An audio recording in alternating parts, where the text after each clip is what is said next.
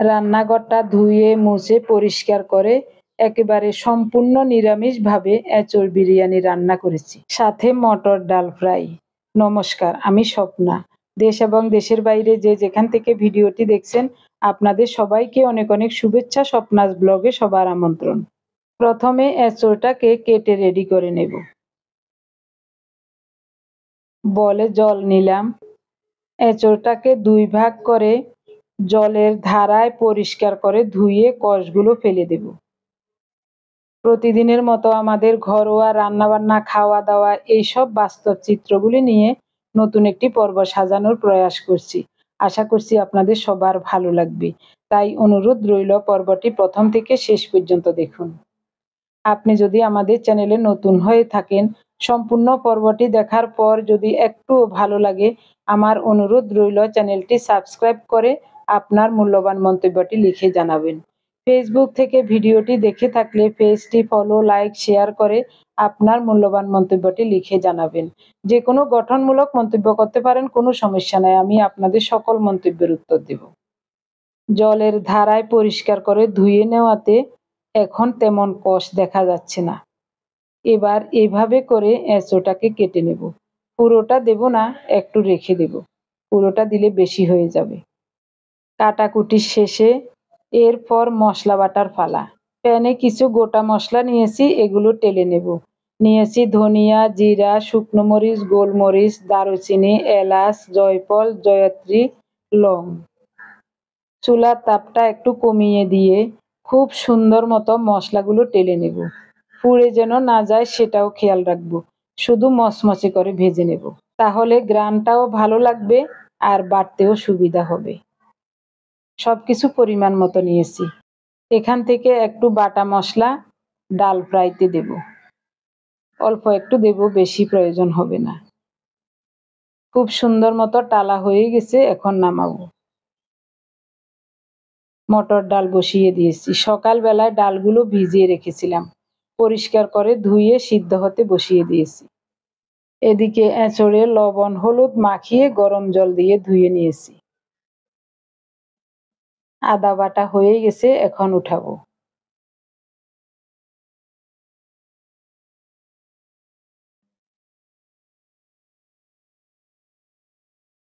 অনবরত মশলা বাটি, তাই ফাটারও একটু ধার কমে গেছে।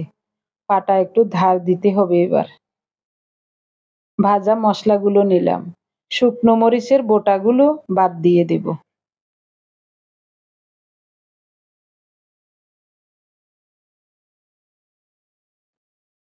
মশলাগুলো মচমচে থাকা অবস্থায় তাড়াতাড়ি গুঁড়ো করে নিতে হবে। এরপরে জল দিয়ে মিহি করে বেটে নেব। এক বাটায় সব গুঁড়ো হয়ে গেছে। আমার প্রিয় ভাই বোন, বন্ধু স্বজন, আপনারা অনেকেই অনেকদিন কমেন্টস করেছেন নিরামিষ রান্না দেখাতে, তাই আজ সম্পূর্ণ নিরামিষ রান্না দেখাচ্ছি। রান্নাঘর বাসনপত্র সব ধুয়ে মুছে পরিষ্কার করে নিয়েছি। প্রথমে গুঁড়ো করে নেওয়াতে এখন অল্প সময়ে মশলাটা পিষা হয়ে যাবে। মটর ডাল সিদ্ধ করার কৌশল। প্রথমে অল্প করে জল দিয়ে ডাল বসিয়ে দেব। এরপরে 2-1 বার বলক আসার পর পরিমাণ মতো জল দিয়ে দেব। এরপর স্বাদ মতো লবণ, 1/2 চা চামচ হলুদ, 1 চা চামচ গুঁড়ো মরিচ, মিক্স মশলা বাটা, আদা বাটা। এবার বেশিক্ষণ সময় লাগবে না ডাল সিদ্ধ হতে। একটা তেজপাতাও দিয়ে দিলাম। এই দেখুন ডালটা কয়েক মিনিটের মধ্যেই তুলা তুলা হয়ে গেছে। এই দেখুন, ডিপ ফ্রিজে কয়েকটা গোটা টমেটো রেখে দিয়েছিলাম, ওখান থেকে একটা টমেটো নিয়ে একটু থেতলে দিয়ে দিলাম। ডালটা ওই চুলায় বসিয়ে ঢাকা দিয়ে রাখবো, চুলার তাপটা কমিয়ে দেব। এদিকে কড়াইতে কয়েকটা বাদাম ভেজে নিচ্ছি, চীনা বাদাম। নেড়ে চেড়ে বাদামগুলোকে খুব ভালোভাবে ভেজে নেব। ডাল ফ্রাই করার জন্য সরিষার তেল দিলাম। তেল গরম হলে গোটা গরম মশলা দিলাম, গোটা জিরা, কোরানো নারিকেল। 1 মুঠো পরিমাণ কোরানো নারিকেল দিয়েছি। নারিকেলটা ডিপ ফ্রিজে থাকাতে জমে আছে, তাই একসাথে দিতে পারিনি। ফোড়নের সাথে নারিকেলটাকে লালচে করে ভেজে নিয়ে এখন ডাল ঢেলে দিলাম। অল্প কিছুক্ষণ ডালটাকে ফ্রাই করে নেব। ডাল সিদ্ধ করার ওই পাত্রটা ধুয়ে পরিমাণ মতো জল দিয়ে দিলাম। ফোটানো গরম জল দিয়েছি। নেড়ে চেড়ে দেখছি আর জল লাগবে না, তবে বেশি শুকনো করে নামাবো না, একটু মাখো মাখো রাখবো। কুচানো কাঁচামরিচ দিলাম 7-8টার মতো।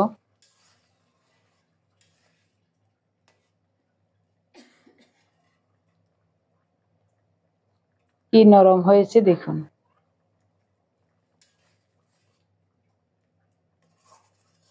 মনে হচ্ছে একটু লবণের প্রয়োজন, অল্প করে একটু লবণ দিয়ে দিলাম।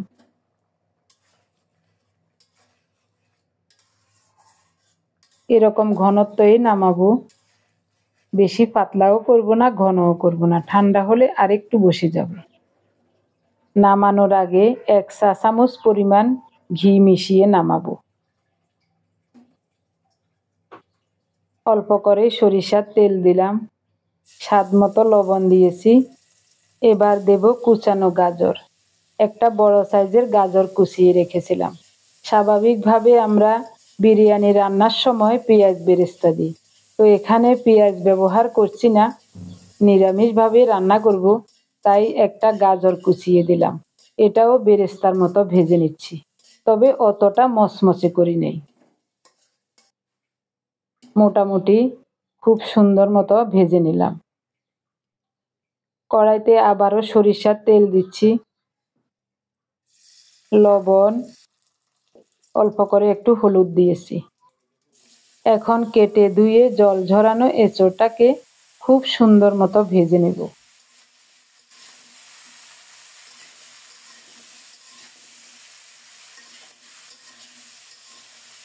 এঁচোড়টা ভাজতে একটু সময় লাগবে। কিছুক্ষণ এঁচোড়টাকে কষিয়ে নিয়ে এখন ওই চুলায় বসিয়ে দেব। এদিকে আরেকটা কড়াই বসিয়ে মশলা কষিয়ে নেব এঁচোড় রান্না করার জন্য। তেল গরম হলে গোটা দারুচিনি, এলাচ, গোটা জিরা ফোড়নে দিলাম। ফোড়নটা রেডি হলে মিক্স মশলা বাটা দিলাম। এরপর দিচ্ছি আদা বাটা। নেড়ে চেড়ে মশলাটাকে ভালোভাবে কষিয়ে নেব।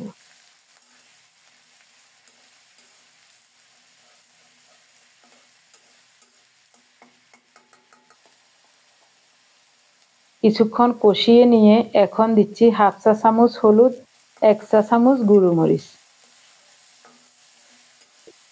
এঁচোড় ভাজতে লবণ দিয়েছি, গাজর ভাজতেও লবণ দিয়েছি, তাই এখন মশলা কষাতে আর লবণ দিচ্ছি না, যদি বেশি হয়ে যায় তাই, পরে বুঝে শুনে দেওয়া যাবে। এখন দেব 2 চামচ টক দই। টক দই দিয়ে ভালোভাবে নাড়তে হবে, যেন মশলার সাথে দইটা মিশে যায়।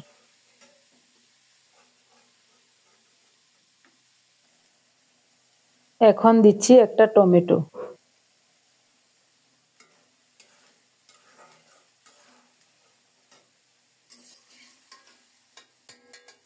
এদিকে এঁচোড়টাও খুব সুন্দর মতো কষানো হয়ে যাচ্ছে।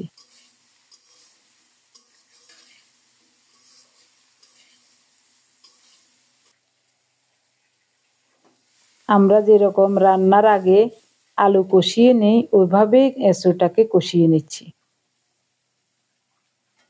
কয়েকটা তেজপাতা দিলাম।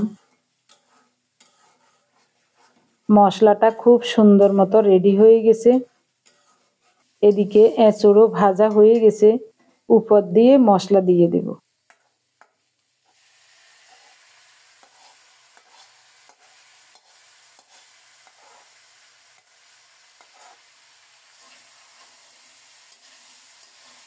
দুই চুলায় দুইটা কড়াতে রান্নাটাও তাড়াতাড়ি হচ্ছে। আমি দেখেছি অনেকে ডাবল চুলা থাকা সত্ত্বেও এক চুলাতে আস্তে আস্তে রান্না করে। তো আমি একদিকে এঁচড় ভেজে নিয়েছি, আরেকদিকে মশলাটা কষিয়ে নিয়েছি। একই টাইমে এঁচড় ভাজা মশলা কষানো হয়ে গেছে, এবার একসাথে মিশিয়ে নিলাম। কড়াই ধুয়ে একটু গরম জল দিয়েছি অল্প করে, ভালো করে নেড়ে চেড়ে সব মিশিয়ে দিয়েছি। ঢাকা দিয়ে অল্প তাপে রান্না করব।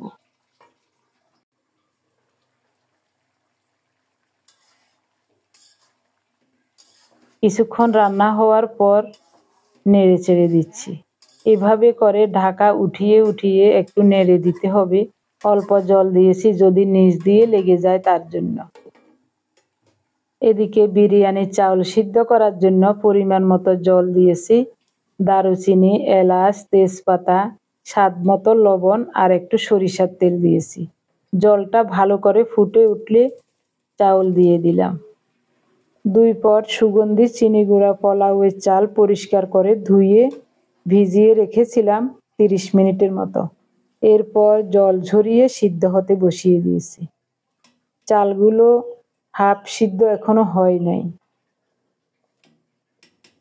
জল দিয়েছি আমি একেবারে পরিমাণ মতো, যেন জলটা ফেলতে না হয়। এদিকে এঁচড়টাও খুব সুন্দর মতো রান্না হয়ে গেছে, সিদ্ধ হয়ে গেছে। নামাবার আগে 1 চামচ ঘি দিলাম, একেবারে খাঁটি গাওয়া ঘি। খাঁটি ঘি পাওয়া যায় না, এই কারণে সব সময় ঘরে ঘি থাকে না।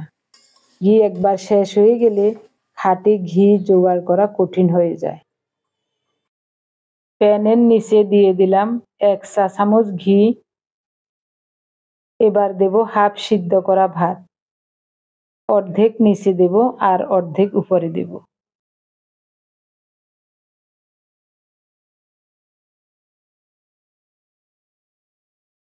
ঢাকা উঠানোর সাথে সাথে দারুণ একটা ঘ্রাণ বের হয়েছে।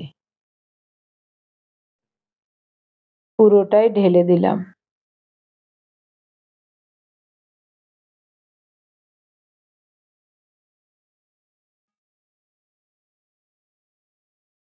এবার দেব চীনাবাদাম, এরপরে দেব গাজর।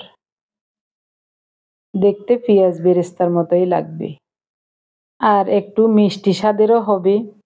নিরামিষ যে কোনো রান্নায় গুড় অথবা চিনি ব্যবহার করলে রান্নার স্বাদটা দ্বিগুণ হয়ে যায়। তো আমি তো গুড় চিনি কিছুই ব্যবহার করব না, তাই গাজর ভেজে দিয়েছি। এটা গুড় অথবা চিনির কাজই করবে। বিরিয়ানিটা মিষ্টি স্বাদের হবে।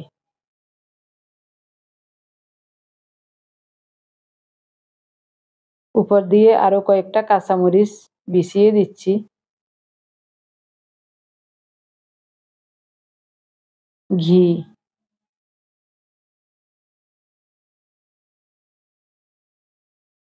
2 চামচ দিয়ে দিলাম।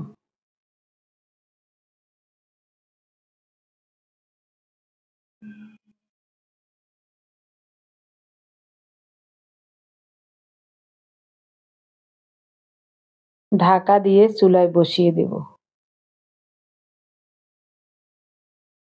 দেখাই আপনাদের কি যে সুন্দর লাগছে দেখতে। চুলার তাপটা এরকমই রাখবো। 25-30 মিনিট পর বিরিয়ানিটা চুলা থেকে নামাবো। এখন দুপুর 2:30টা বাজে। আমরা দুপুরের খাবার বেড়ে নেব।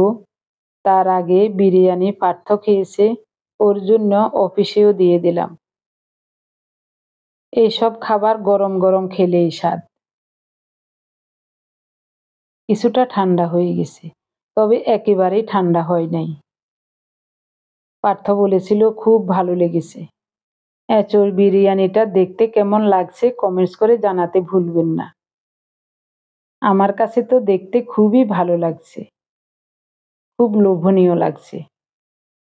সাথে নিয়েছি শসা আর লেবু। 2টা রান্না কেমন হয়েছে এখন খেয়ে বলবো।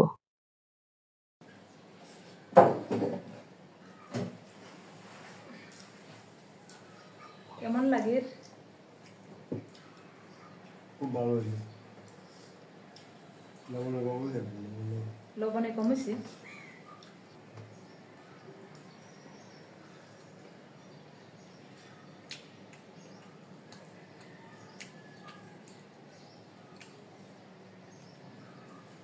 ভালোই তো লাগে।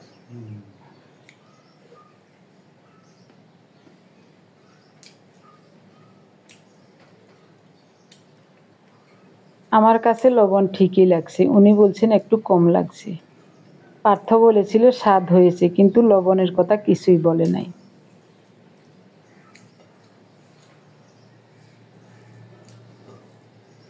কত রকমে খাওয়া যায়।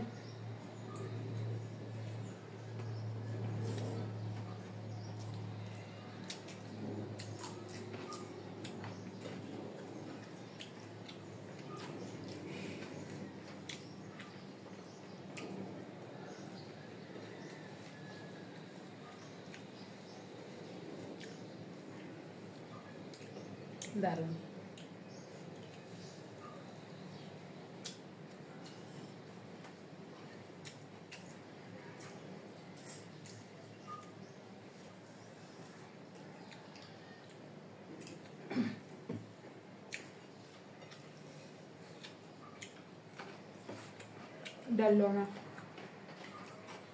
আমার প্রিয় ভাই বোন বন্ধু স্বজন, আজকের সম্পূর্ণ পর্বটি কেমন লেগেছে, রান্নাগুলি কেমন হয়েছে, এঁচুড়ের বিরিয়ানি দেখতে কেমন লাগছে, আমাদের কাছে কিন্তু খেতে খুব ভালো লাগছে।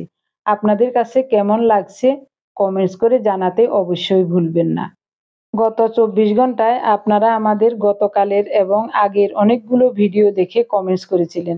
আমি আপনাদের সবার কমেন্টস খুব মনোযোগ দিয়ে দেখেছি এবং রিপ্লাইও দিয়েছি। আমার কাছে যে কি ভালো লাগছে আপনাদেরকে বলে বোঝাতে পারবো না। এভাবে সবাই সুন্দর এবং গঠনমূলক কমেন্টস করে আমাকে কাজ করার শক্তি এবং সাহস যোগাবেন। আমি আপনাদের সবার কাছে কৃতজ্ঞ থাকব। এখন বলবো ডাল ফ্রাই কেমন হয়েছে। এটা কেমন লাগে? ভালো হয়েছে।